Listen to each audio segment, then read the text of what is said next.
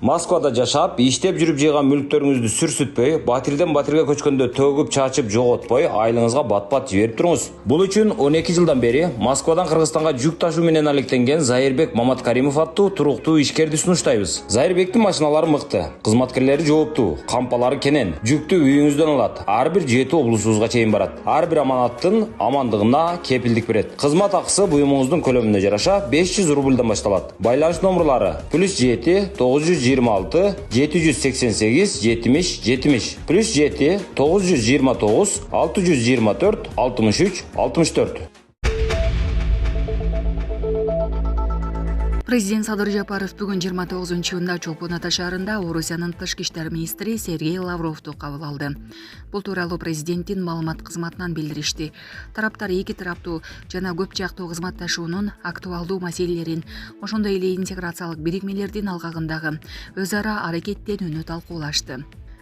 Мамлекет башчысы Кыргызстан Орусия менен көп пландуу кызматташууну өнүктүрүүгө артыкчылыктуу маани берерин, ал союздаштык жана стратегиялык өнөктөштүк духунда ырааттуу түрдө бекемделип жатканын баса белгилеп, Орусия Кыргызстандын маанилүү соода-экономикалык өнөктөшү бойдон кала берерин айтты. Садыр Жапаров Кыргыз-Россия өнүктүрүү фондунун ролуна өзгөчө көңүл буруп, аны инвестициялык кызматташтыкты бекемдөөдөгү негизги куралдардын бири деп атады. Президент өлкөнүн экономикасындагы оң өзгөрүүлөрдү белгилеп, акыркы 3 жылда Кыргызстан олуттуу натыйжаларга жетишкенин баса белгиледи. Кыргызстан туруктуу өнүгүү жана прогресс жолунда ишенимдүү бара жатат. Биздин артыкчылыктардын катарына энергетика, транспорт, санариптештирүү, туризм, ошондой эле сейрек кездешүүчү жана өтө маанилүү минералдык ресурстарды өздөштүрүү кирет, деди Жапаров. Өз кезегинде Сергей Лавров Владимир Путиндин саламын жолдоду. Мамлекет башчыларынын өз ара аракеттенүүнү жөнгө салууда ар кандай тармактарда келип чыккан маселелерди чечүүдө багыт бергени, бизди тышкы иштер министрлерин, мамлекеттик бийлик органдарынын бардык иштерин координациялоону активдүү камсыз кылууга милдеттендирет деп белгиледи министр Сергей Лавров.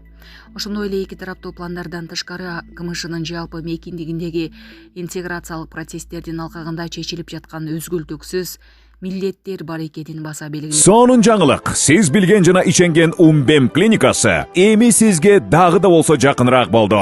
Анткени бизде жаңы филиал ачылды. Андыктан келип, өзүңүздүн жана жакындарыңыздын ден соолугуна кам көрүшүңүздү сунуштайбыз.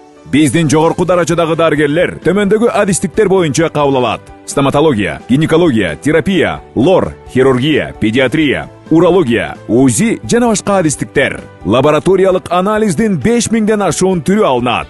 Жогорку даражадагы стерилизациялоо. Биздин дарек ВДНХ метросу, Кондратюка көчөсү 2. Телефон номерибиз 8925 103 22 55. Кабыл алууга алдын ала жазылып келүүңүздөрдү суранабыз. Умбем клиникасы. Сиздин ден соолугуңуз, биздин камкордук.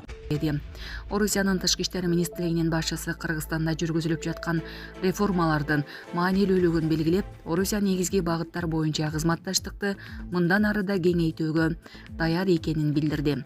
Соңунда тараптар союздаштык мамилелерди мындан ары да өнүктүрүүгө жана эл аралык аренада өз ара аракеттенүүнү тереңдетүүгө умтулаарын ырасташты. Камчыбек Ташиев Чаткал райондук төрөтүйүн оңдоп түзөөдөн өткөрүү тапшырмасын берди. Камчыбек Ташиев Чаткал райондук төрөтүйүнө барды. Бул тууралуу бүгүн 29-июнда УКМК билдирди.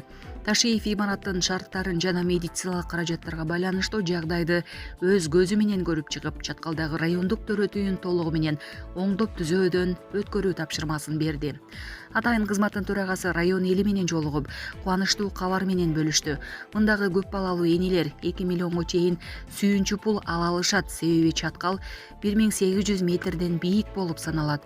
Бул аймак тоолуу район болгондуктан ар бир үй бүлө атайын программага катышууга мүмкүнчүлүк алышат. Эртең 30-июнда Чолпон Атада ЖККнын тышкы иштер министрлигинин кеңешинин кезектеги жыйыны өтөт. Бул тууралуу тышкы иштер министрлигинен билдиришти. Жыйында эл аралык жана аймактык коопсуздуктун актуалдуу маселелерин талкуулоо пландаштырылууда.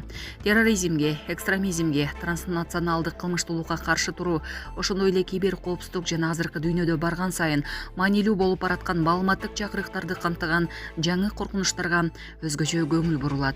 Мындан тышкары иш-чаранын жыйынтыгында мүчө мамлекет мамлекеттердин ортосундагы өз ара аракеттенүүнү бекемдөөгө, интеграцияны тереңдетүүгө, уюмдун алкагындагы биргелешип демилгелерди өнүктүрүүгө багытталган бир катар маанилүү документтерге кол коюу пландаштырылууда.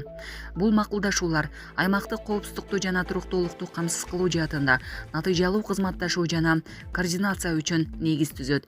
Эске салсак, ЖКК катышуучу мамлекеттердин жамааттык коопсуздугун камсыз кылуу үчүн түзүлгөн эл аралык уюм. Анын курамына Армения, Беларусь, Казакстан, Кыргызстан, Орусия жана Тажикстан кирет. Ноокаттагы Ак булактын тургундары өз эсебинен айылына көпүрө салышты. Ош облусунун Ноокат районунун Ак булак айылындагы эл тарабынан салынган көпүрө колдонууга берилди.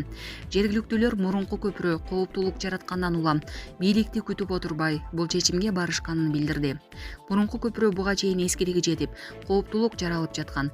Өзгөчө кырдаалдар министрлиги тарабынан корутунду берилип, жаан-чачында каналдан суу ташып да кетишүү. Бул маселени жергиликтүү эл колго алып, 10 миллион сомдон ашык каражат жумшалды. Анын 300 миң сому жергиликтүү бийлик тарабынан каржыланса, калганы Ак булак айылынын тургундарынан чогулду. Көпүрө айылдын транспорттук байланыштарын жакшыртып, элдин күнүмдүк муктаждыктарын чечүүгө жардам берет деп билдирди жергиликтүү тургундар. Мындан тышкары 10 миң жашоочу жашаган элет жери өз каражаттарына жылда 1,5 чакырым жолду асфальттап келет. Орусияда Балдар аянтчасында кой сойгон мигрант өлкөдөн чыгарылды. Бул тууралуу орус басылмалар жазышууда. Маалым болгондой, мындай чечим социалдык тармактарда окуянын видеосу тарап, коомчулукта чоң резонанс жараткандан кийин кабыл алынган. Окуяга катышкан дагы бир адам 15 суткага камакка алынды. Ал Орусиянын жараны болгондуктан өлкөдөн чыгарылган эмес. Ал эми мигранттар жашаган үйдүн кожоюну. Аларды чыгаруу чечимин кабыл алган менен үй бүлө азырынча ал батирден чыга элек.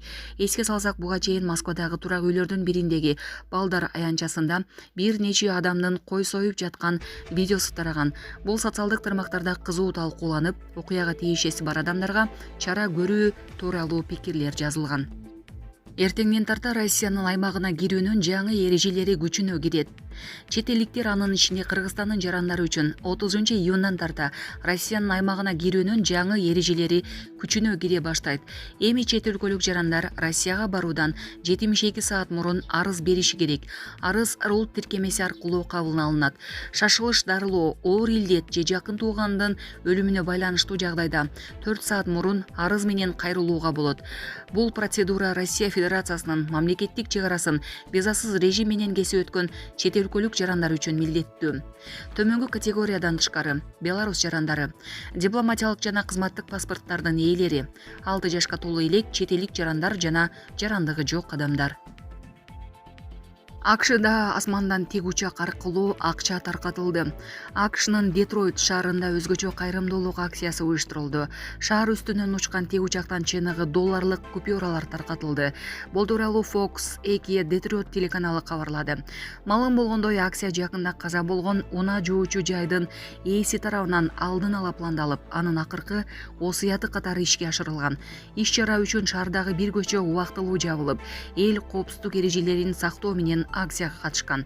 Күбөлөрдүн айтуусунда иш чара тынч өтүп, жарандар акчаларды тартип менен чогултушкан. Жарым сааттан кийин көчө кадимки режимде ачылган. Бул окуя Детройт шаарында кайрымдуулук жана адамгерчилик баалуулуктарынын жандануусун символдук катары кабыл алынды. Булак Суперкейжи. АКШда асмандан сырдуу оттуу шар байкалды. АКШнын Жоржия штатында асмандан түшкөн сырдуу оттуу шар жер титирөөгө себеп болду. Бул тууралуу чет элдик басылмалар жазышты. АКШнын улуттук метеорология кызматынын Facebook социалдык тармагындагы билдирүүсүнө ылайык, түндүк Жоржиянын асманында оттуу шар байкалган.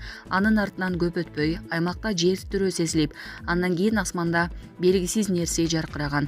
Бул көрүнүштү коңшу түштүк Каролина штатынын түндүк бөлүгүндө да байкашкан.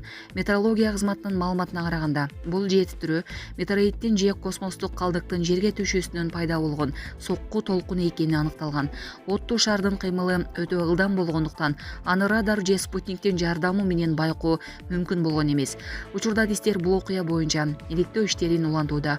Жабыркагандар тууралуу маалымат айтылган жок. Ливанда Израилдин аба соккусунан 11 адам жаракат алды. 27-июнда Ливандын Эйн-Набатия шаарында Израилдин аба соккусунан 1 адам каза болуп, 11 адам жаракат алды. Бул тууралуу Ливандын коомдук саламаттыкты сактоо боюнча өзгөчө кырдаалдар борбору маалымдады.